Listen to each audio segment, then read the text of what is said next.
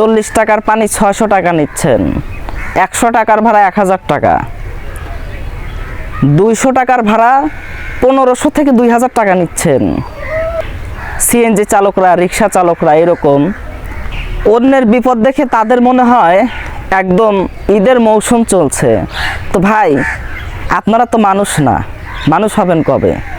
এতই যখন আপনার টাকার দরকার, তো আমি একটা খবর শুনলাম, জানি না কতটা সত্য, একটা নিউজে দেখলাম যে সুপ্রিম কোর্টের একজন আইনজীবী তিনি আবেদন করেছেন ক্ষতিপূরণ চেয়ে। এই যে মাইলস্টোন ট্র্যাজেডিতে যারা মারা গেছে, মৃতদের জন্য 5 কোটি টাকা এবং আহতদের জন্য 1 কোটি টাকা চেয়ে ক্ষতিপূরণ দাবি করেছে, আবেদন করেছে।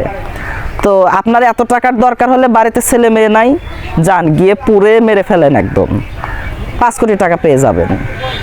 আর যদি মেরে ফেলতে বেশি কষ্ট হয় তাহলে মেরে ফেলার দরকার নাই, এক হাতে এক পা, হাত পা পুড়িয়ে দেন, দিয়ে গিয়ে আবেদন করেন, 1 কোটি টাকা পেয়ে যাবেন। 1 কোটি টাকা পেলে সারা জীবন বসে খেতে পারবেন।